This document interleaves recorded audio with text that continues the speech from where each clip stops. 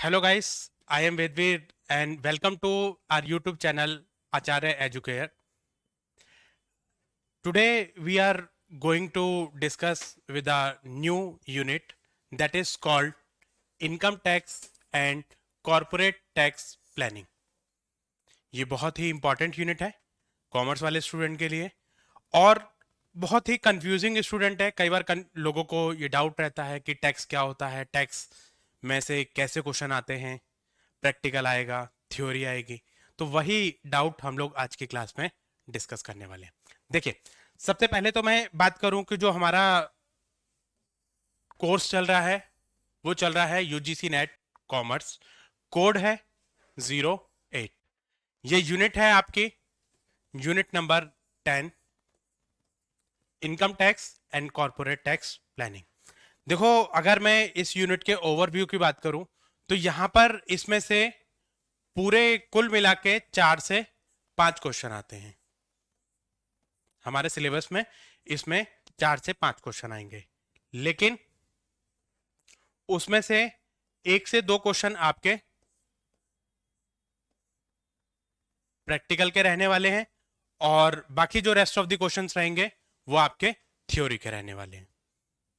मतलब इसमें से थ्योरी और प्रैक्टिकल दोनों ही पोर्शन आपके कवर होने वाले हैं। तो इस वीडियो को जरा एंड तक देखिए ताकि इससे रिलेटेड जो कॉन्सेप्ट है, जो डाउट्स हैं, वो आपके क्लियर हो सके। चलिए, तो इसमें क्या क्या चीजें कवर होने वाली हैं अगर मैं उसके बारे में डिस्कस करूं तो इसमें सबसे पहले आपका बेसिक इंट्रोडक्शन कवर होगा, रेजिडेंशियल स्टेटस, इनकम, असेसी और पर्सन, और उसमें इनकम के टाइप्स कौन कौन से हैं, gross total income, income tax slab, tax liability calculation, heads of income क्या क्या होती हैं आपके, हेड्स ऑफ इनकम के अंदर सब डिवीजन उनके, ठीक है। जैसे 5 हेड्स ऑफ इनकम है, 5 हेड्स ऑफ इनकम का एक एक जो है वो सारा आपको पढ़ना पड़ेगा डिटेल में, क्योंकि उनमें से डिटेल में क्वेश्चन आते हैं, ठीक है। जैसे इनकम फ्रॉम सैलरी है, इनकम फ्रॉम हाउस प्रॉपर्टी है, पीजीवीपी है, कैपिटल गेन है, इनकम फ्रॉम अदर सोर्स है। इनमें से डिटेल में आपको पढ़ना पड़ेगा क्योंकि इनकी डिटेलिंग में आपके क्वेश्चन आते हैं। सैलरी की डिटेलिंग में क्वेश्चन आते हैं आपके, इनकम फ्रॉम अदर सोर्स की डिटेलिंग में क्वेश्चन आते हैं आपके, ठीक है। इसके बाद आपका डिडक्शन हो जाएगा। डिडक्शन में से बहुत डायरेक्ट स्ट्रेट फॉरवर्ड क्वेश्चन आता है। लिमिटेशन, आपका लिमिट्स पूछ लेता है कि इसकी लिमिट कितनी है, और अगर जैसे अंडर सेक्शन 80C से लेके 80U तक उसमें डिफरेंट डिफरेंट आपकी यूनिट्स हैं, जैसे 80C, 80CC, 80CCC, 80D, 80E, 80U, 80G, ठीक है। तो ऐसे ही हमारे जो है इन सबको आपको पढ़ना है। एग्रीकल्चर इनकम से रिलेटेड क्वेश्चन आता है। उसके बाद नेक्स्ट आपका जो इसमें इंपॉर्टेंट चीज है वो है आपकी कॉर्पोरेट टैक्स प्लानिंग। ये भी बहुत इंपॉर्टेंट है, ठीक है। इसमें से आपका tax evasion, tax management, tax planning, tax avoidance, इनमें से छोटे छोटे क्वेश्चन आते हैं, ठीक है। इसके साथ साथ आपका जो है इनकम टैक्स रिटर्न, इनमें से क्वेश्चन आता है। इनकम टैक्स रिटर्न क्या होती है, कब फाइल करी जाती है, आईटीआर जब हम फाइल करते हैं तो उस टाइम पे कौन कौन से फॉर्म फिल करे जाते हैं, कौन कौन सा फॉर्म किस सूटेबल आइडेंटिटी के लिए सूटेबल है, तो वहां पर वो सारी चीजें हमें देखनी पड़ती हैं, ठीक है। तो ये सारा हमें अपने इनकम टैक्स के सिलेबस में कवर करना है। चलिए, सबसे पहले अगर मैं बात करूं टैक्स की, अगर मैं टैक्स की बात करता हूं तो टैक्स क्या है और कैसे लगाया जाता है, इसका कॉन्सेप्ट कब आया, किसने इसको सबसे पहले दिया, कैसे इसको यूज करा जाता है, इसका पैसा जो आएगा वो कहां पर जाएगा, क्या सिर्फ मॉनेटरी फॉर्म्स में ही होता है, ठीक है। तो वही चीज हम लोग आज की क्लास में डिस्कस करने वाले हैं। चलिए, तो टैक्स का मतलब क्या होता है? टैक्स का मतलब होता है कर, any, it is a it is a compulsory financial charge, financial charge imposed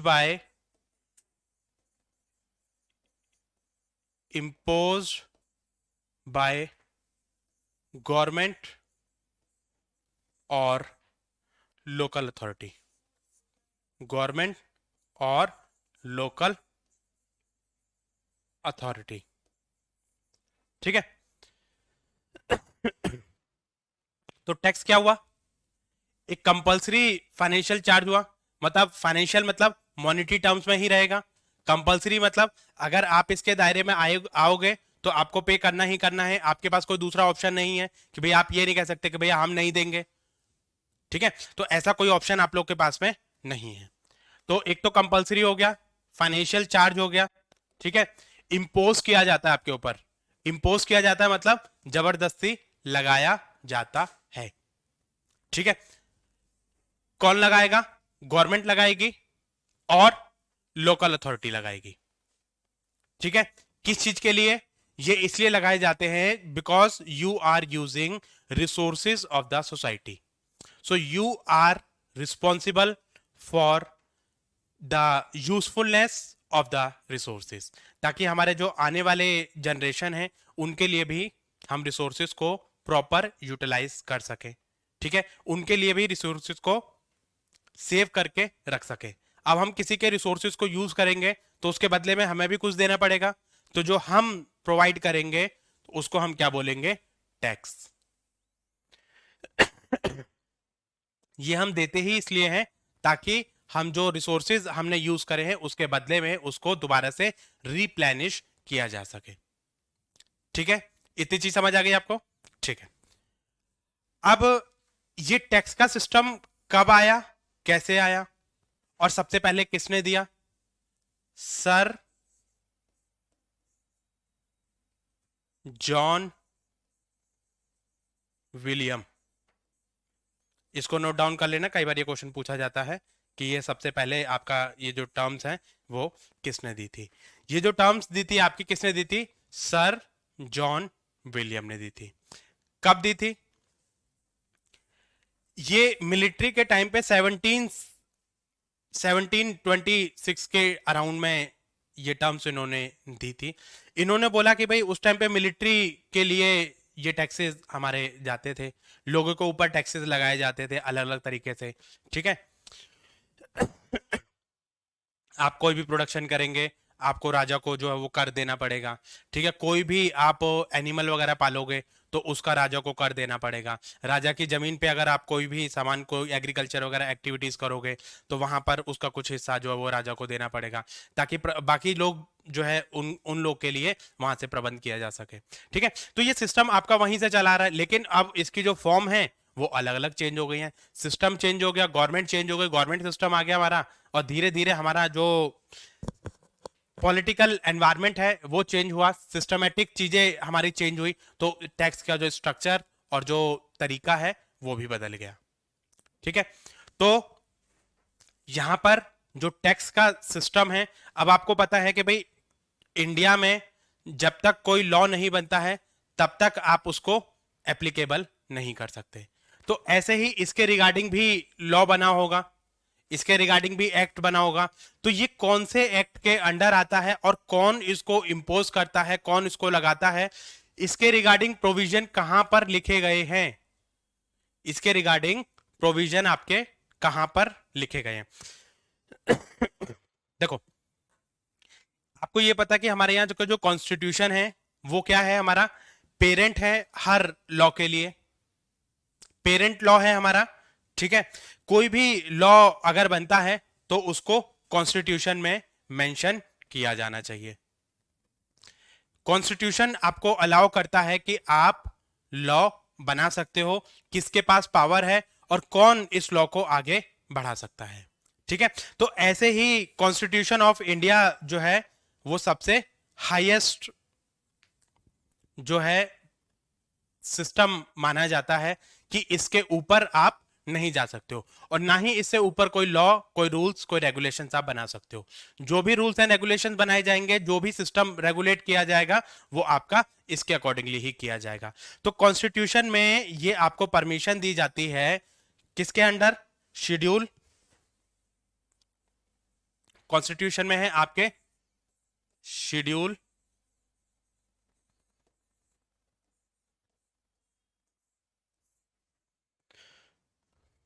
7। Schedule 7 में ये बताया गया है, आपको कॉन्स्टिट्यूशन ने आपको पावर दी है कि आप जो है टैक्सेस लगा सकते हो। अब ये शेड्यूल 7 क्या है? शेड्यूल 7 में आपकी 3 तरीके की लिस्ट मेंशन है आपके। शेड्यूल 7 में 3 तरीके की लिस्ट आपकी मेंशन है और वहां पर ये बताया गया है कि ये जो काम है वो कौन कौन कर सकता है। देखिए,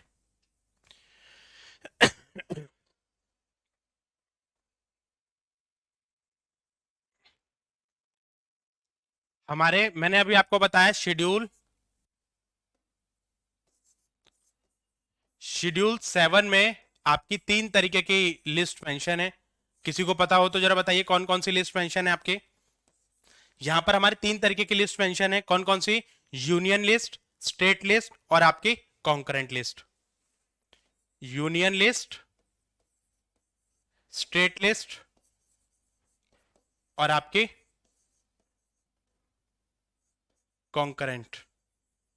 देखो, इसमें वो सारे मैटर्स लिखे हुए हैं जिसपे सिर्फ सेंट्रल गवर्नमेंट ही डिसीजन ले सकती है। सेंट्रल गवर्नमेंट के पास ही परमिशन है कि वो अपना डिसीजन ले सकते हैं। मतलब इसमें वो सारी लिस्ट लिखी हुई है जिसके वो सारे मैटर्स लिखे हुए हैं जिनके रिगार्डिंग सिर्फ और सिर्फ सेंट्रल गवर्नमेंट ही डिसीजन ले सकती है, वही रूल्स बना सकती है आपकी। ठीक है। स्टेट लिस्ट में वो सारे मैटर्स लिखे हुए हैं जिसमें आपका स्टेट गवर्नमेंट डिसीजन लेगी। ठीक है। और कॉन्करेंट में जिसमें दोनों मिलकर डिसीजन लेंगे। तो अब ये जो टैक्स का जो सिस्टम है, वो टैक्स का जो सिस्टम है वो यूनियन लिस्ट में आता है, एंट्री नंबर 82। एंट्री नंबर 82 में ये लिखा गया है कि आप जो है इनकम पर टैक्स ले सकते हो other than agriculture income. Agriculture income को छोड़कर आप बाकी जो इनकम है उस पे आप टैक्स चार्ज कर सकते हो। ये कहां पर लिखा है? ये आपका यूनियन लिस्ट की एंट्री नंबर 82 में ये चीज मेंशन है। किसकी उसमें मेंशन है? यूनियन। यूनियन का मतलब सेंट्रल गवर्नमेंट। तो सेंट्रल गवर्नमेंट डिसाइड करेगी कि आपको कहां पर क्या चीज, कौन सी इनकम पे टैक्स लेना है, कौन सी इनकम पे टैक्स नहीं लेना है, तो वहां से उनको परमिशन मिल जाती है। ठीक है।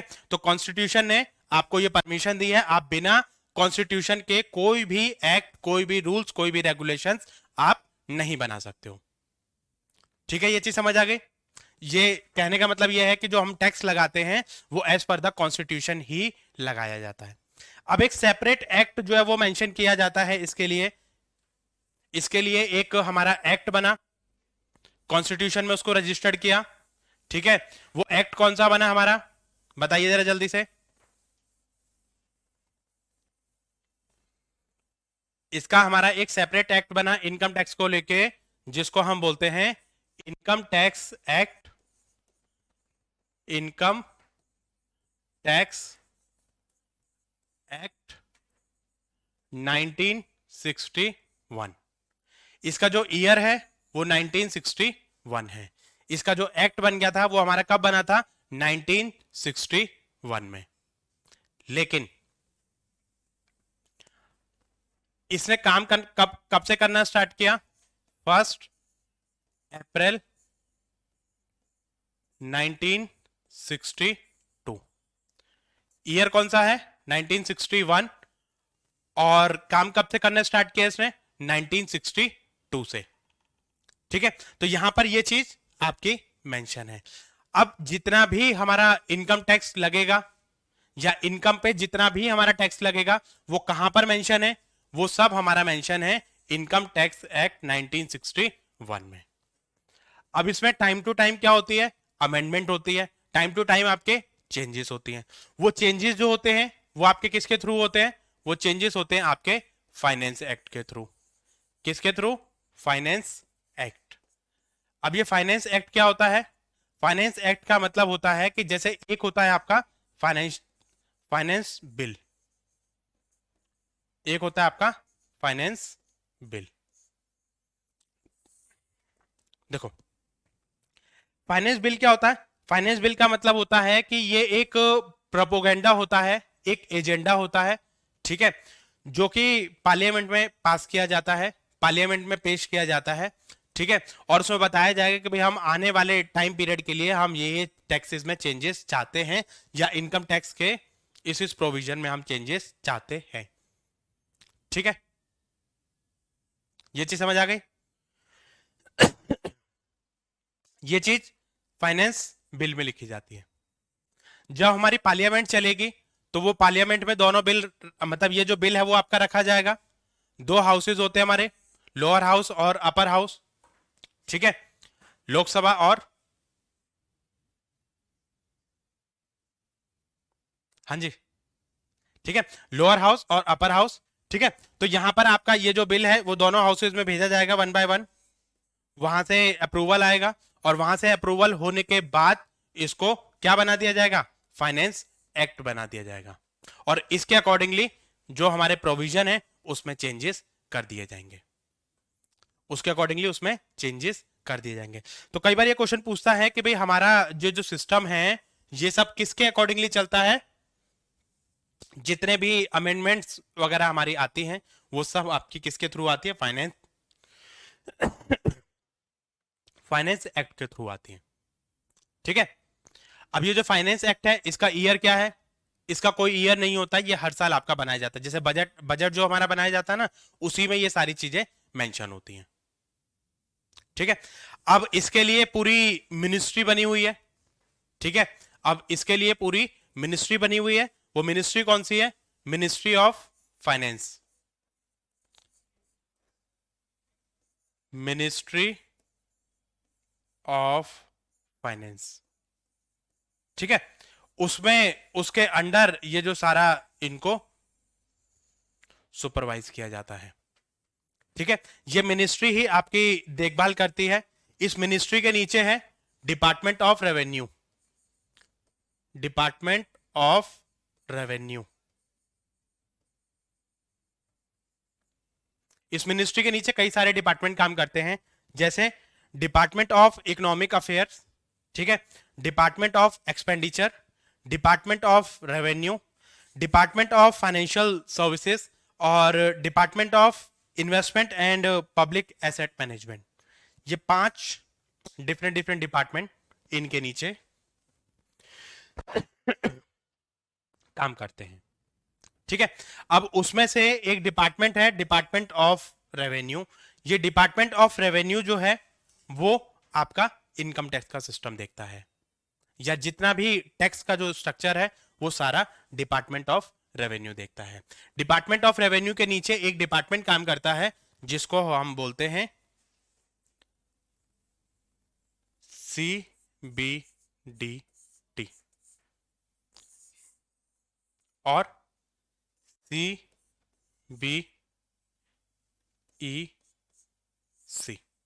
ये जितना भी हमारा डायरेक्ट टैक्सेशन होता है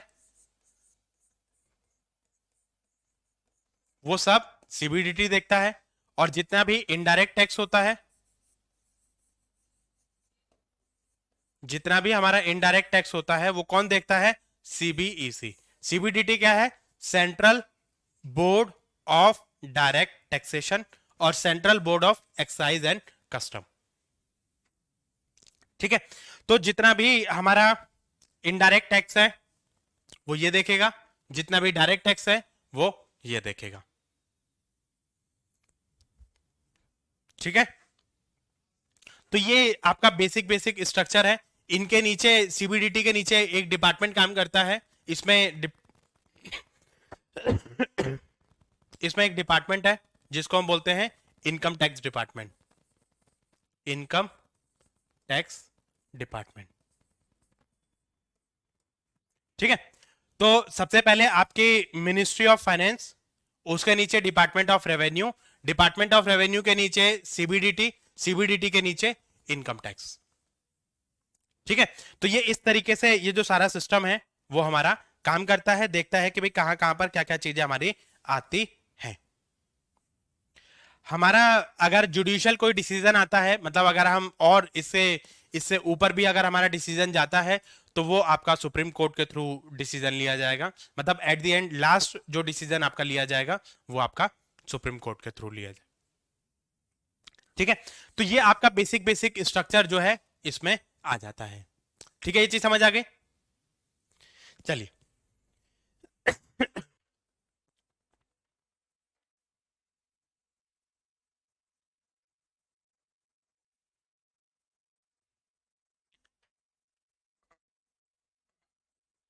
चलिए, अब नेक्स्ट अगर मैं बात करूं,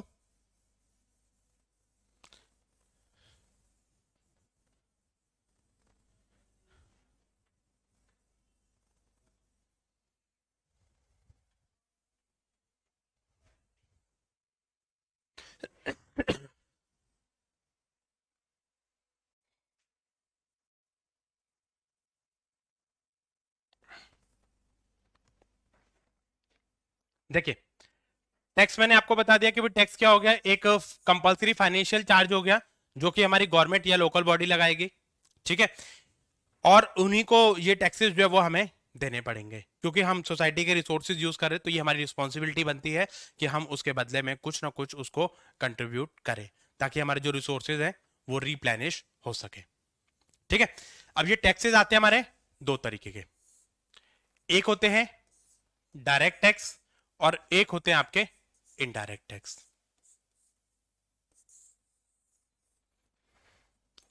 ये होते हैं दो तरीके के, एक होते हैं डायरेक्ट टैक्स और एक होता है इनडायरेक्ट टैक्स। डायरेक्ट टैक्स का मतलब क्या होता है? डायरेक्ट टैक्स हमारे वो टैक्स होते हैं जो कि डायरेक्टली इंपोज किए जाते हैं किसी एक पर्सन की इनकम पर, इनकम पे, वेल्थ पे, प्रॉपर्टी पे। उस पे जब आपका कोई टैक्स चार्ज किया जाएगा तो उस पे आपको टैक्स पे करना पड़ेगा। जिसकी इनकम पे टैक्स लगाया जा रहा है इसको वही पर्सन जो वो टैक्स पे करेगा। इसका बर्डन हम आगे शिफ्ट नहीं कर सकते, इसका बर्डन हम आगे शिफ्ट नहीं कर सकते। और इसमें हमें ये चीजें देखनी पड़ती हैं कि कोई भी पर्सन अगर हमारा टैक्स की कैटेगरी में आएगा तो वहां पर ये सारा जो सिस्टम है वो हमें मेंटेन करना पड़ेगा। ठीक है, तो जितने भी हमारे डायरेक्ट टैक्स हैं, इसको डायरेक्ट क्यों बोला जाता है? क्योंकि ये डायरेक्टली एक पर्सन पर लगाए जाते हैं, उसकी इनकम पर लगाए जाएंगे और इसको वही पर्सन टैक्स पे करेगा जिसकी इनकम पे लगा है। ठीक है, इसका बर्डन आप आगे शिफ्ट नहीं कर सकते, इसका जो बर्डन है आप आगे किसी दूसरे पर्सन पर शिफ्ट नहीं कर सकते हो। इस मतलब it can not be transfer to one person to another person. अब मैं ये नहीं कह सकता कि भैया मेरी इनकम है, मेरी इनकम पे आप टैक्स पे कर दो, मैं ऐसा नहीं कह सकता। ठीक है, क्योंकि यहां पर ऐसा कोई प्रोविजन आपका नहीं है। अगर मैं इसके एग्जाम्पल की बात करूं तो इसमें क्या क्या आ जाएगा? आपका इनकम टैक्स आ जाएगा,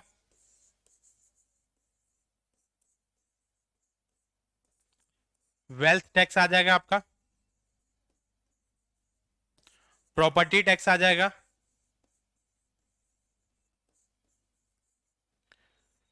और इसके बाद आपका income tax, wealth tax, property tax, capital gain tax, capital gain tax, security transaction tax, banking transaction tax. ठीक है, तो ये सारे जो टैक्सेस हैं वो हमारे क्या हैं? डायरेक्ट टैक्स हैं। ये सारे जो एग्जांपल हैं वो सब क्या है? इसके साथ साथ एक आ जाएगा आपका कॉर्पोरेट टैक्स पे आ जाएगा, इसमें आपका कॉर्पोरेट टैक्स भी आ जाएगा।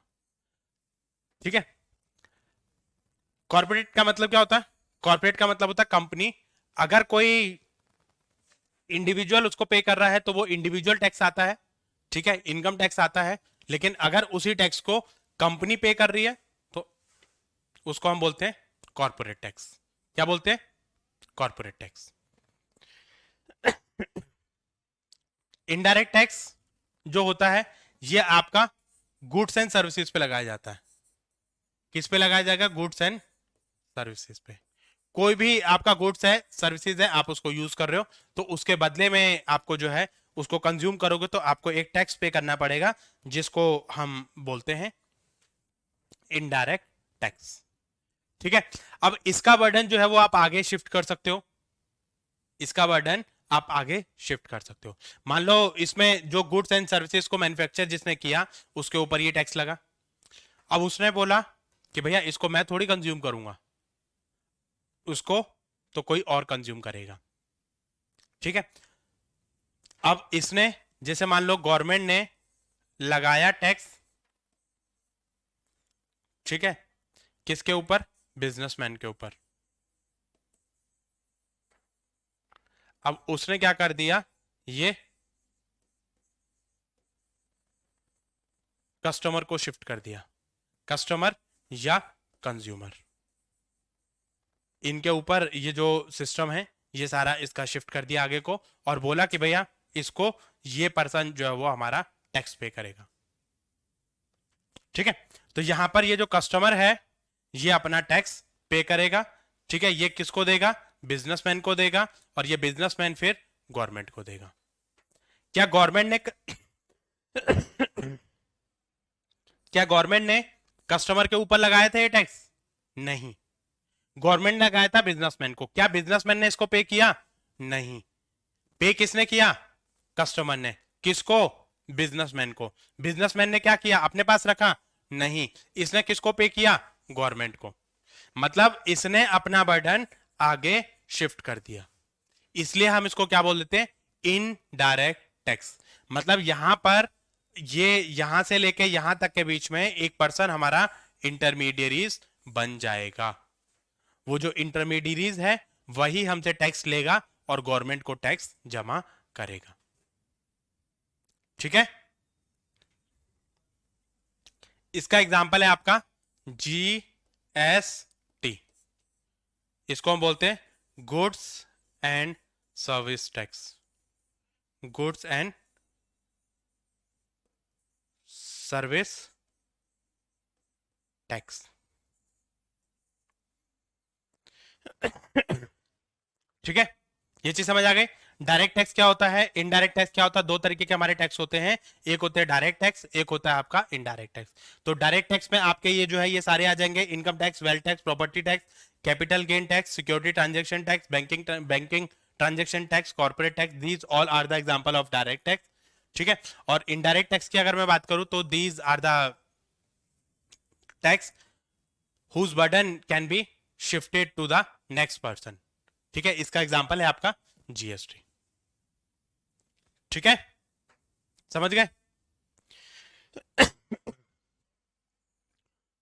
जो आप जीएसटी वाला जो कॉन्सेप्ट आप पढ़ोगे, ये जो जीएसटी वाला जो कॉन्सेप्ट है ये आप पढ़ोगे लॉ में। आपकी यूनिट नंबर 9 है, वहां पर जीएसटी का पूरा एक सेपरेट एक्ट है। ठीक है, उसमें जीएसटी के बारे में पढ़ोगे कि जीएसटी क्या है, कौन लगाता है, कब आया, कौन सी कमेटी थी जिसने उसको रिकमेंड किया, किस किस पे लगता है, किस किस पे नहीं लगता है। ठीक है, तो ये सारा आप जीएसटी में पढ़ोगे। यहां पर हम बात करेंगे इनकम टैक्स की। किसकी बात करेंगे? इनकम टैक्स की बात करेंगे कि हमारा इनकम टैक्स क्या है। चलिए,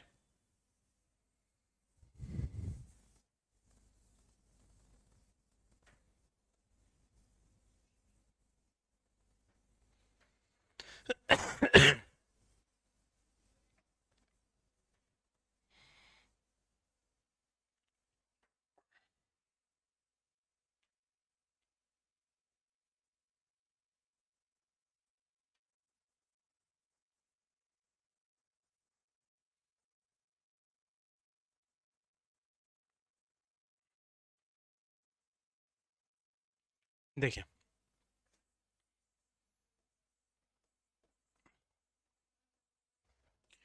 इनकम टैक्स, ठीक है, एक्ट है हमारा 1961।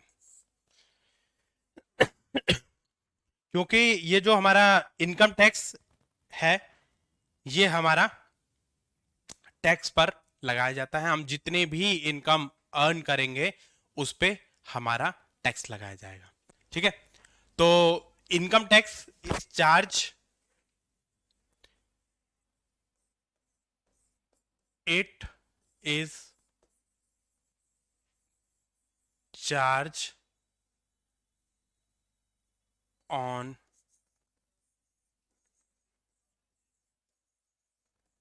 Income of A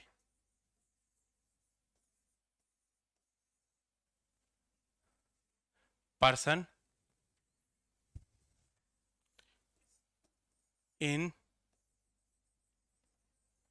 any of the previous year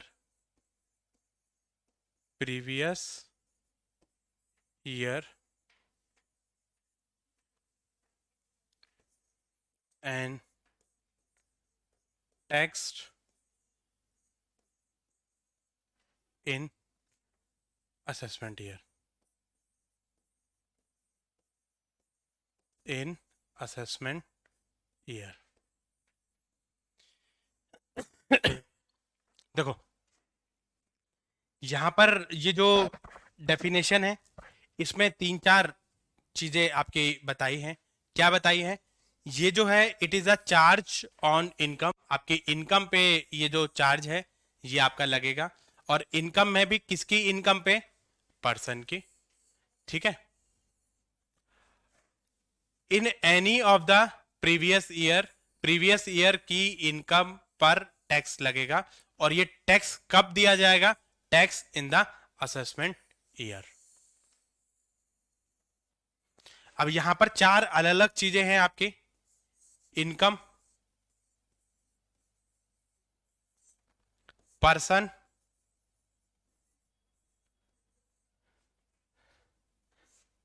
previous year और आपका असेसमेंट ईयर।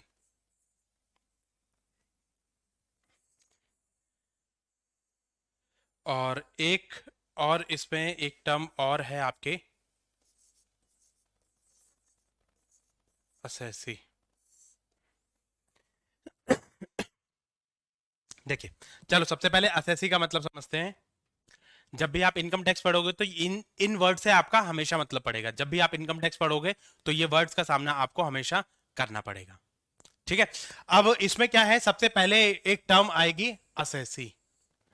असेसी कौन होता है? असेसी वो पर्सन होता है जो हमारी इनकम, जिसके ऊपर कोई भी ऐसा फाइनेंशियल चार्ज लगा है और वो लाइबल हो जाता है उस चार्ज को पे करने के लिए, तो उसको हम क्या बोल देंगे? असेसी बोल देंगे। असेसी का मतलब है कर दाता। असेसी का मतलब कौन हुआ? कर दाता, जो कर की भुगतान करेगा। मतलब टैक्स की जो पर्सन पेमेंट करेगा उसको हम क्या बोलेंगे? असेसी बोलेंगे। ठीक है, in any of the directly या इनडायरेक्टली अगर वो टैक्स की पेमेंट करता है, ठीक है, तो वो आपका क्या बन जाएगा? असेसी बन जाएगा। उसके ऊपर कोई भी सम ड्यू है, अब मान लो आपके पास कोई इनकम नहीं है लेकिन पिछला पेंडिंग है आपका, लेकिन फिर भी आप असेसी माने जाओगे। इस साल आपकी इनकम नहीं है लेकिन फिर भी पिछला आपका जो अमाउंट है वो आपका पेंडिंग है, तो उसमें वो अमाउंट आपको पे करना पड़ेगा। तो उस सिचुएशन में भी आप क्या माने जाओगे? असेसी ही माने जाओगे। ठीक है, तो असेसी कौन हो गया? असेसी वो पर्सन हो गया जो आप, जिसके ऊपर कोई भी फाइनेंशियल चार्ज या कोई भी मॉनेटरी चार्ज पेंडिंग है, जो उसको अमाउंट पे करना है। ठीक है, तो ये चीज आपकी इसमें आ जाएगी। ये हो गया हमारा कौन? असेसी। अब असेसी के बाद आता है आपका इनकम। देखो, इनकम, यहां पर आपकी जो है इनकम टैक्स में आपकी इनकम मेंशन करी गई है कि आपके जो इनकम है वो आप कैलकुलेट करोगे, और इनकम पे कैलकुलेट करने के बाद फिर आप अपना जो है वो टैक्स कैलकुलेट करोगे। ठीक है, तो ये जो इनकम जो वर्ड है ये आपका दो पार्ट में डिवाइड करा गया है। एक है आपका ग्रॉस टोटल इनकम और एक है आपके net income, net taxable income.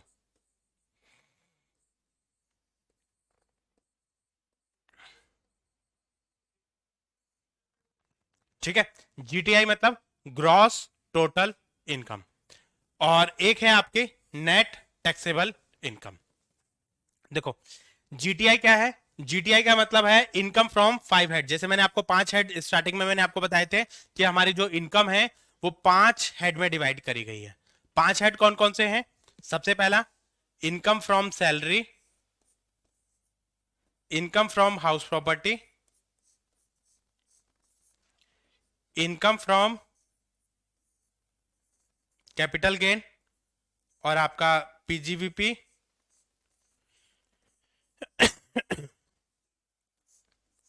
और इनकम फ्रॉम अदर सोर्स। इन सबसे आप अपनी इनकम को कैलकुलेट कर लो, और इनको कैलकुलेट करने के बाद जो हमारी इनकम आएगी उसको हम बोलते हैं जीटीआई या ग्रॉस टोटल इनकम। बहुत से लोगों को ये नहीं पता होता कि जीटीआई क्या होता है और नेट टैक्सेबल इनकम क्या होती है।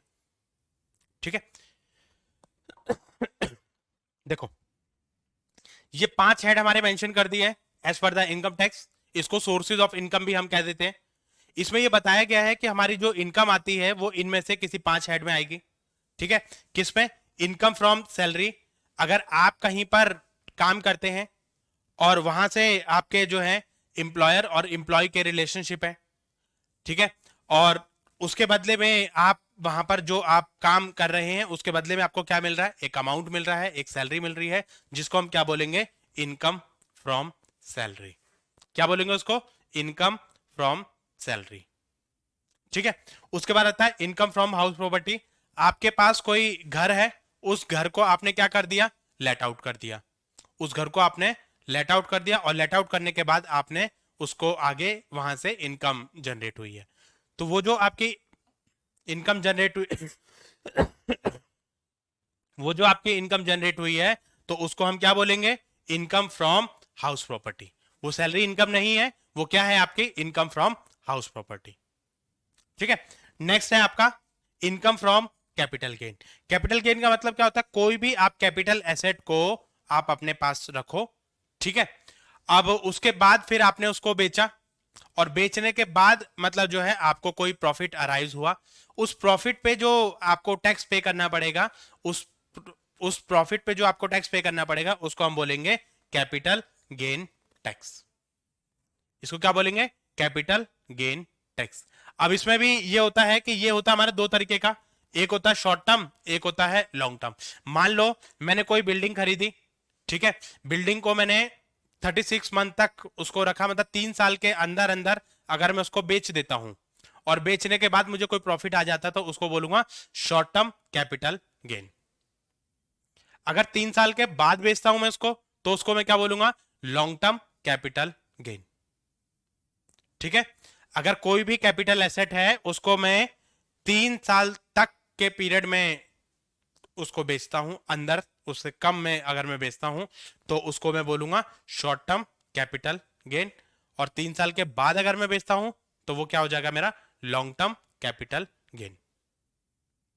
ठीक है,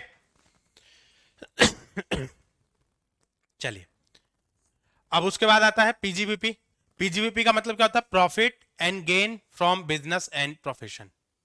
profit and gain from business and profession मतलब अगर आप कोई बिजनेस कर रहे हो या प्रोफेशन कर रहे हो तो उससे आपको कोई इनकम जनरेट हो रही है। अब मान लो मैंने कोई बिजनेस कर रहा हूं मैं, ठीक है, अब मैं बिजनेस कर रहा हूं तो मेरी सैलरी थोड़ी है, हाउस प्रॉपर्टी भी नहीं है, कैपिटल गेन भी नहीं है, तो वो आपका किस में हो जाएगा? पीजीबीपी में हो जाएगा। ठीक है, अगर मान लो मेरा कोई बिजनेस है और बिजनेस से मेरी कोई इनकम जनरेट हुई है, मेरा प्रॉफिट आया है, तो वो प्रॉफिट मेरा किस में आएगा? वो प्रॉफिट मेरा पीजीबीपी सोर्स के अंडर आएगा। अब उसके बाद बचा मेरा फिफ्थ हेड। फिफ्थ हेड को मैं बोलता हूं IFOS, income from other source. Income from other source का मतलब क्या है? इसमें वो इनकम आ जाती है जो इनमें से चारों में से किसी हेड में नहीं आएगी। ना तो आपकी सैलरी की इनकम है, ना आपके हाउस प्रॉपर्टी की इनकम है, ना आपका कोई बिजनेस है, और ना ही आपका कोई कैपिटल गेन है। इसके अलावा कोई इनकम है तो वो आपकी किस में आ जाएगी? अदर सोर्स में आ जाएगी। अब बोलोगे ऐसे कैसे इनकम हो सकती है? जैसे लॉटरी है, क्रॉसवर्ड पजल है, हॉर्स रेस है, कार्ड गेम है, कैजुअल इनकम जितनी भी है वो हमारी इसमें आ जाएंगे, पेंशन हमारी जो वो इसमें आ जाएगी। तो उसमें हमें देखना पड़ता है कि कोई भी इनकम जो इन चारों हेड में से किसी में नहीं आ रही है तो वो आपकी किस में आ जाएगी, इनकम फ्रॉम अदर सोर्स में आ जाएगी। ठीक है, तो उसके हिसाब से हमें ये चीजें यहां पर देखनी पड़ेगी, मेंशन करनी पड़ेगी कि ये हमारी इनकम फ्रॉम अदर सोर्स है। ठीक है, तो उसके हिसाब से आप क्या करो, ये पांचों हेड से आपने जो वो इनकम को कैलकुलेट कर लो, और कैलकुलेट करने के बाद जो टोटल आएगा उसका, उसको हम क्या बोलेंगे, gross total income. Gross total income. अच्छा, इसमें एक चीज ध्यान रखना कि इनकम फ्रॉम अदर सोर्स में वो इनकम नहीं आई नहीं आएगी जो इसमें एग्जेम्प्ट है। इनमें से किसी भी हेड में अगर वो एग्जेम्प्ट है, मान लो अगर कोई इनकम है जो आपकी इनकम फ्रॉम हाउस प्रॉपर्टी में आ रही थी लेकिन वो आपकी एग्जेम्प्ट है इस स्पेसिफिक सोर्स के अंडर, तो ऐसा नहीं है कि फिर आप उसको जो वो इनकम फ्रॉम अदर सोर्स में काउंट कर दोगे। जो किसी हेड में एग्जेम्प्ट हो जाती है इसका मतलब वो उसी हेड की इनकम है, अगर वो एग्जेम्प्ट है तो आप उसको फिर इसमें कंसीडर नहीं करोगे। ठीक है, जीटीआई में से आप माइनस करोगे क्या, डिडक्शंस। जीटीआई में से आप माइनस करोगे डिडक्शंस।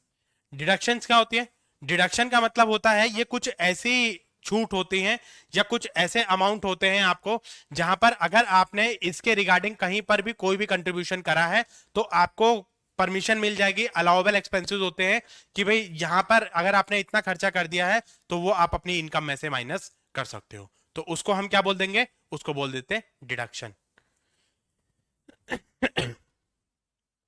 डिडक्शन हमारी अंडर सेक्शन 80C से लेकर 80U तक हमारी मेंशन है। इसके पूरे अंडर सेक्शन 80C से लेके 80U तक हमारे डिफरेंट डिफरेंट प्रोविजंस हैं, वहां पे अलग अलग सेक्शंस हमारे बटे हुए हैं।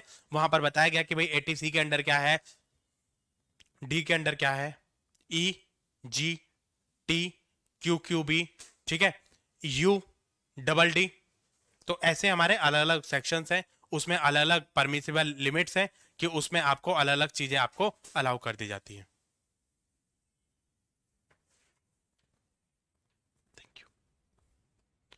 तो वहां पे आपको जो है ये चीज मेंशन कर दी जाएगी कि भाई ये चीजें जब भी आप इसके बारे में बात करोगे तो वहां पर जो जो आप डिडक्शन आपको अलाउबल है वो डिडक्शन आप जीटीआई में से माइनस कर दोगे। मान लो अगर आपने पेंशन फंड में कहीं पे कंट्रीब्यूट कर दिया, मेडिकल इंश्योरेंस में कोई कंट्रीब्यूशन कर दिया, आपने डिजीज में कोई पैसा लगा दिया या बीमारी में कोई पैसा आपने लगा दिया, या फिर हम ये बोलें कि अगर आपने कोई भी मतलब ऐसा खर्चा करा है जो 80C से लेके 80U तक आपका आता है, कोई डिसेबल्ड डिपेंडेंट पर्सन है उसके ऊपर आपने खर्चा कर दिया, ठीक है, या आपने कोई मेडिकल इंश्योरेंस में कोई खर्चा करा है, आपने पेंशन फंड में कोई खर्चा करा है, या आपने गवर्नमेंट की किसी स्कीम में पैसा कंट्रीब्यूट करा है, नेशनल नेचुरल डिजास्टर स्कीम है कोई, उसमें आपने पैसा जमा करा दिया, पीएम केयर फंड है उसमें आपने पैसा जमा करा दिया, कोई ट्रेजिडी हमारी हो गई उसमें आपने पैसा जमा करा दिया, तो उस सिचुएशन में आपको क्या है, डिडक्शन अलाउ हो जाती है। उसमें आपको बोल दिया जाता है कि भाई इस लिमिट तक आपको जो डिडक्शन आपको अलाउ हो जाती है। जब जीटीआई में से आप डिडक्शन माइनस करोगे तो हमारी जो इनकम आएगी उसको हम क्या बोलेंगे, नेट टैक्सेबल इनकम। क्या बोलेंगे उसको, नेट टैक्सेबल इनकम। अब आप जो टैक्स कैलकुलेट करोगे वो जीटीआई पे कैलकुलेट नहीं करोगे, किस पे कैलकुलेट करोगे, नेट टैक्सेबल इनकम पे। क्या हम सारी इनकम पे टैक्स पे करेंगे, क्या हम सारी इनकम पे टैक्स पे करेंगे, नहीं, हम पूरी इनकम पे टैक्स पे नहीं करते, उसमें से हमारी कुछ लिमिट जो होती है वो एग्जेम्प्ट होती है। ये हमारी फिर हमें स्लैब देखनी पड़ेगी। क्या देखनी पड़ेगी, स्लैब देखनी पड़ेगी। क्यों देखनी पड़ेगी, क्योंकि इसमें हमें कैटेगरी देखनी पड़ेगी, हम किस कैटेगरी में आते हैं, हमारी स्लैब क्या है, स्लैब के रेट क्या चल रहे हैं हमारे, तो उसके हिसाब से हम चीजों को मेंशन कर देते हैं। जैसे मान लो अगर मैं बात करूं कि अगर आपकी कोई इनकम है, जैसे इसमें जो स्लैब बनी हुई है अकॉर्डिंग टू द एज बनी हुई है, जैसे up to 60 category 1, 60 to 80 category 2, ठीक है, कैटेगरी 1 में आपकी जनरल कैटेगरी आती है, कैटेगरी 2 में 60 टू 80 में सीनियर सिटीजन की कैटेगरी आती है, और उसके बाद 82 अबव वाली जो कैटेगरी आती है वो हमारी आती है किसकी, सुपर सीनियर सिटीजन की। अब उसमें जो भी हमारे स्लैब एप्लीकेबल हैं उस स्लैब के अकॉर्डिंगली हम क्या करेंगे, टैक्स की पेमेंट करेंगे। अपनी स्लैब चेक करो, स्लैब के अकॉर्डिंगली आप देखो कि कौन सी कैटेगरी में आते हो आप, उसके अकॉर्डिंगली आप अपने टैक्स की पेमेंट करोगे। ठीक है, ये चीज समझ आ गई। अच्छा, तो इसमें हमारी जो इनिशियल अमाउंट जो आपका रिबेट आपको मिल जाती है, मतलब वो आपकी एग्जेम्प्टेड इनकम होती है, ठीक है, उस पर आपको कोई टैक्स पे नहीं करना होता। इनिशियल अमाउंट, जैसे अगर मैं एक कैटेगरी की बात करूं तो इसमें हमारा जैसे अप टू 2.5 लाख हमारा जो टैक्स है वो कितना है, नील है, मतलब 2.5 लाख तक आपको कोई टैक्स पे नहीं करना है।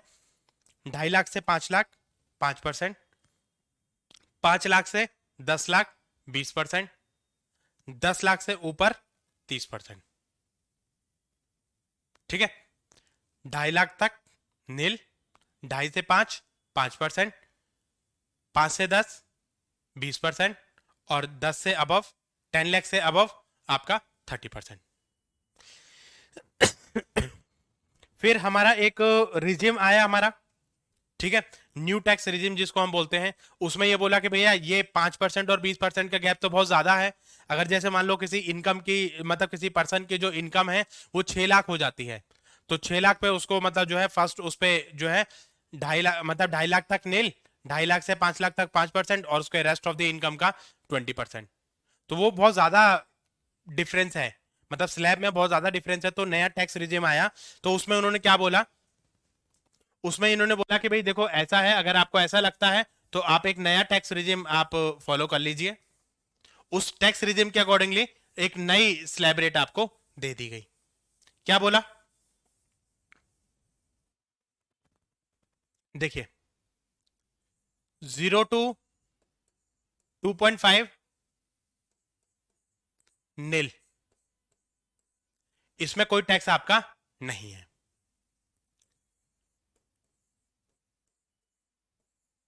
2.5 से 5 5%, 5 से 7.5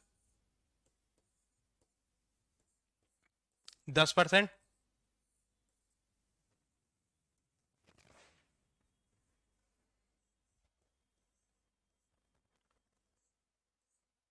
7.5 से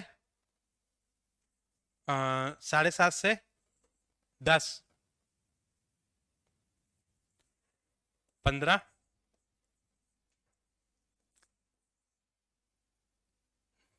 10 से 12.5,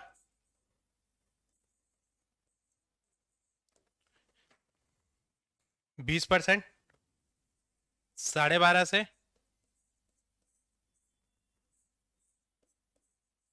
15 आपका 25%। ठीक है, और 15 से अबव आपका जो है 15 टू अबव आपका जो है क्या हो जाएगा, 30% हो जाएगा। अगर आपको इसमें बेनिफिट लग रहा है तो आप इसके अकॉर्डिंगली टैक्स पे कर दीजिए। आपके आपके ऊपर चॉइस है, आप जौन सी चॉइस आप फिल करना चाहें वो आप फिल कर सकते हो। ठीक है, तो ये सारा हमारा जो इनकम है, इनकम टैक्स जो पे किया जाता है वो अकॉर्डिंग टू द स्लैब पे किया जाता है। उसमें से कुछ अमाउंट हमारा एग्जेम्प्ट रहता है जिसको हम एग्जेम्प्टेड इनकम बोलते हैं। अगर आपकी इनकम उस एग्जेम्प्टेड लिमिट के अंडर है तो आपको कोई टैक्स पे नहीं करना है। इनकम टैक्स को लेवी करने का जो अधिकार होता है वो किसका होता है, सेंट्रल गवर्नमेंट का ही होता है। स्टेट गवर्नमेंट के पास इसकी परमिशन नहीं होती है। चलिए, उसके बाद नेक्स्ट अगर मैं बात करूं, इनकम मैंने आपको बता दिया, असेसी मैंने बता दिया। अब मैं बात करता हूं पर्सन। पर्सन का मतलब क्या होता है, पर्सन का मतलब होता है इसमें वो सारे, मतलब जैसे अब ये बोले कि भाई हमारा नाम कहां लिखा है, जैसे हमें तो पता ही नहीं था कि भाई हमारी इनकम पे टैक्स लगेगा, हमें तो पता ही नहीं था कि भाई हमारी इनकम पे टैक्स लगेगा। तो यहां पर इन्होंने इन्होंने ये चीज मेंशन कर दी है कि पर्सन का मतलब पर्सन की डेफिनेशन में सारे लोग ऑलरेडी इंक्लूड हो जाएंगे।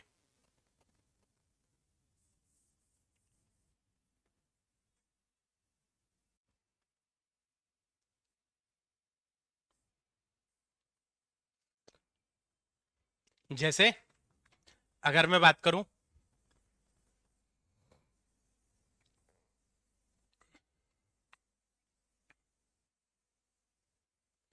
अब पर्सन में कौन कौन पर्सन आएगा, ठीक है, इसके बारे में बात करते हैं।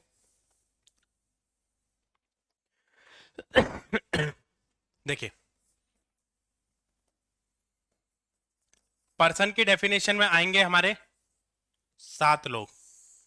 कितने लोग? 7 लोग। इंडिविजुअल,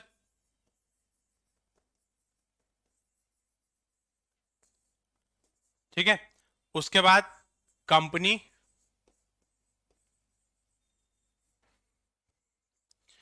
उसके बाद आपका HUF, उसके बाद आपकी फर्म, कोऑपरेटिव सोसाइटी,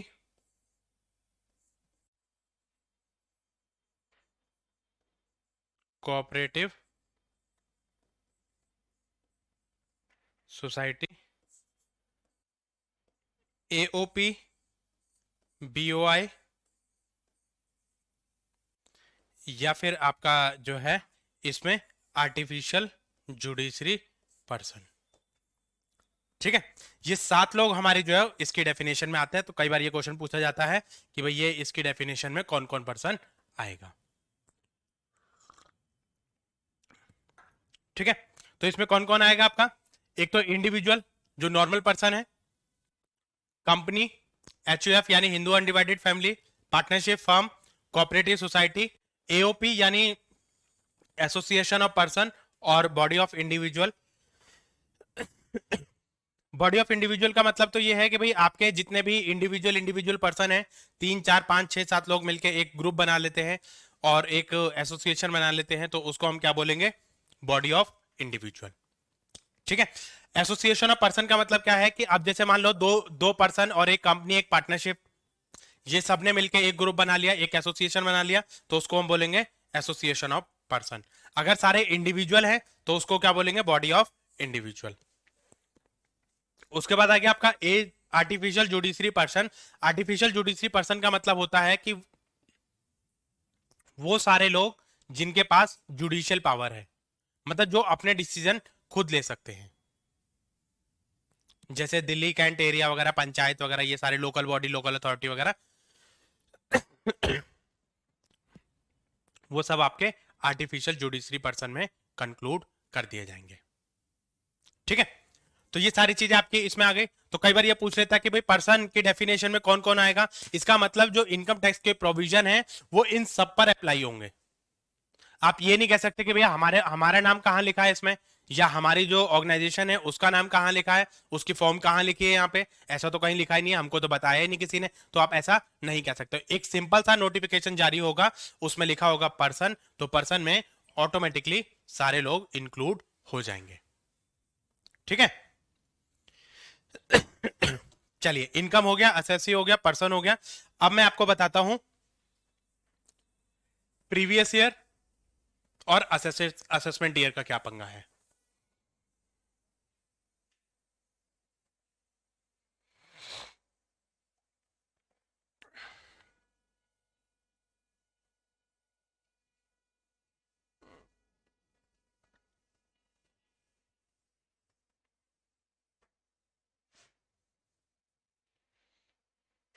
देखिए,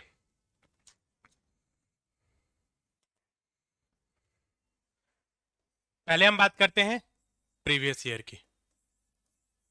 प्रीवियस ईयर, प्रीवियस ईयर का मतलब क्या हो गया? ईयर इन विच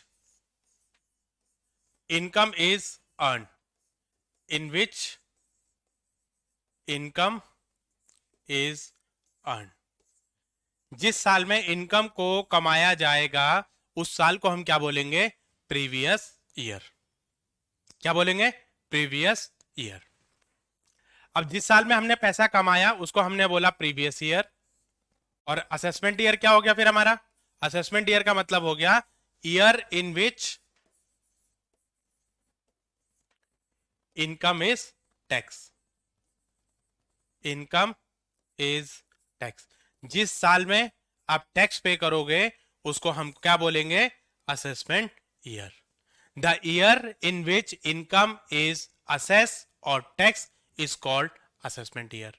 और ये जो ईयर है वो किसके बाद आएगा? प्रीवियस ईयर के बाद आएगा। ठीक है, अभी जैसे मान लो ये आज है हमारी फेब, तो ये हमारा ईयर कौन सा चल रहा है? ये ईयर चल रहा है हमारा 2022 और 2023। ठीक है, कब से शुरू हुआ है? 1 4 2022 से लेकर कब तक चलेगा? 31 मार्च 2020 तक। ठीक है, इस ईयर में हम जो भी पैसा कमाएंगे उसको हम कब टैक्स पे करेंगे? उसको हम टैक्स पे करेंगे 2023-24 में। जब भी हमारी ड्यू डेट आएगी इस पे हम जो वो टैक्स पे कर देंगे। ठीक है, तो ये क्या बन गया हमारा? Previous year. और ये क्या बन गया हमारा? Assessment year. इस साल में जो भी हमने पैसा कमाया, मतलब 1 अप्रैल 2022 से लेकर 31 मार्च 2023 तक जो भी पैसा हमने कमाया है इस इसको मैं टैक्स पे करूंगा। कब पे करूंगा? 2023 और 2024 में जब भी मेरी ड्यू डेट आएगी उसके इनकम टैक्स रिटर्न फाइल करने की, तब मैं उसको टैक्स पे कर दूंगा। समझ गए? प्रीवियस ईयर क्या होता है, असेसमेंट ईयर क्या होता है? द प्रीवियस ईयर का मतलब हो गया the year in which income is earn, उसको बोलेंगे previous year. The year in which income is assess, तो उसको हम क्या बोल देंगे? Assessment year. या टैक्स जिस साल में हम पे करेंगे उस साल को हम बोलेंगे असेसमेंट ईयर। ठीक है, यहां तक किसी को कोई डाउट, कोई दिक्कत? चलिए, तो इसमें हमने जो देखो जनरली होता तो यही है, जैसे मतलब अब नेक्स्ट ईयर के लिए जैसे मान लो अगर जब ये हमारा असेसमेंट ईयर बनेगा तो ये हमारा क्या बन जाएगा? प्रीवियस ईयर बन जाएगा। अब इसमें हमने कौन सी इनकम पे टैक्स पे किया होगा? जो हमने 2021-22 में कमाई होगी उसको टैक्स पे किया होगा हमने किसमें? 22-23 में। तो ये हो गया हमारा प्रीवियस ईयर और ये हो गया हमारा असेसमेंट ईयर। जनरली ये पीरियड जो होता है वो 12 मंथ का ही होता है, लेकिन हमने बिजनेस ही जो फर्स्ट हमारा जो प्रीवियस ईयर रहेगा वो हमारा कम का हो सकता है। अब जैसे मान लो मैंने बिजनेस ही 1 जुलाई को स्टार्ट किया, तो मेरा जो ईयर बनेगा वो कौन से उससे बनेगा? 1 जुलाई से लेकर 31 मार्च तक, उतने दिन का ही टाइम पीरियड बनेगा। अब मान लो मैंने 1 जनवरी को स्टार्ट किया, 1 जनवरी से लेके 31 मार्च तक। ठीक है, ये चीज समझ आ गई? तो जनरली हम क्या करते हैं, जो प्रीवियस ईयर की इनकम है उसको हम टैक्स करते हैं किसमें? असेसमेंट ईयर में। तो आपको प्रीवियस ईयर का कॉन्सेप्ट और असेसमेंट ईयर का कॉन्सेप्ट आपको याद रखना पड़ेगा। ठीक है, अब एक सिस्टम और सुन लो जरा, राउंड ऑफ। अब ये राउंड ऑफ का सिस्टम ये है कि आप जैसे मान लो आपकी इनकम बनी, ठीक है, इनकम को आप रुपीज में और पैसों में सिस्टम में वो देखा जाता, तो आपको राउंड ऑफ करना पड़ेगा। तो राउंड ऑफ किस में करोगे? नियरेस्ट 10 में। आप नियरेस्ट 10 में उसको राउंड ऑफ कीजिए और कैलकुलेट करने के बाद अपना जो भी टैक्स अमाउंट आपका बनता है उसको आप पे कीजिए। ठीक है, इसके बाद हमारे कॉन्सेप्ट आ जाएंगे किस चीज के? ये चीज आपकी हो गई, इनकम मैंने आपको बता दिया, असेसी मैंने आपको बता दिया, और प्रीवियस ईयर आपको बता दिया, और असेसमेंट ईयर मैंने आपको बता दिया। अब इसके बाद आपका आता है रेजिडेंशियल स्टेटस, कि आपका रेजिडेंशियल स्टेटस क्या होता है और कैसे काम करता है। तो वो हम लोग नेक्स्ट क्लास में डिस्कस करेंगे। तो आपको वीडियो कैसी लगी कमेंट सेक्शन में टाइप करके जरा जरूर बताना। आई होप ये जो बेसिक ये हमारी बहुत बेसिक इंट्रोडक्शन क्लास थी। ठीक है, इसके बाद यहां से फिर आप जो है क्या करोगे इसके बाद, आपका रेजिडेंशियल स्टेटस स्टार्ट हो जाएगा यहाँ से, कि रेजिडेंशियल स्टेटस आपका क्या होता है और कैसे कैलकुलेट किया जाता है। जितने भी हमारे पर्सन है सबका रेजिडेंशियल स्टेटस आपको कैलकुलेट करना पड़ेगा, और वहां पर आप जो है इन चीजों को देखोगे। इंडिविजुअल का अलग, कंपनी का अलग, एओपी बीओआई का अलग, ठीक है। जितने भी मैंने पर्सन बताए हैं सबका जो है रेजिडेंशियल स्टेटस आपको कैलकुलेट करना पड़ेगा। उसमें कंडीशन होती है, आपकी बेसिक कंडीशन होती है, एडिशनल कंडीशन होती है, ये सब हम लोग जो वो नेक्स्ट क्लास में करेंगे। तो आई होप ये वीडियो आपको पसंद आई होगी, और इसमें जो भी क्वेश्चन, जो भी क्वेरी है, आप कमेंट सेक्शन में टाइप कर सकते हैं। तो जल्द ही मिलेंगे हम आपको नेक्स्ट वीडियो में। तो तब तक आप हमारे चैनल को लाइक करें, शेयर करें, सब्सक्राइब करें, और अपने जो फ्रेंड सर्कल है उनके साथ में ज़्यादा से ज़्यादा वीडियोस को शेयर करें, ताकि इससे मिलने वाले जो नोटिफिकेशन है वो आपको मिलते रहे। So thank you guys, have a nice day.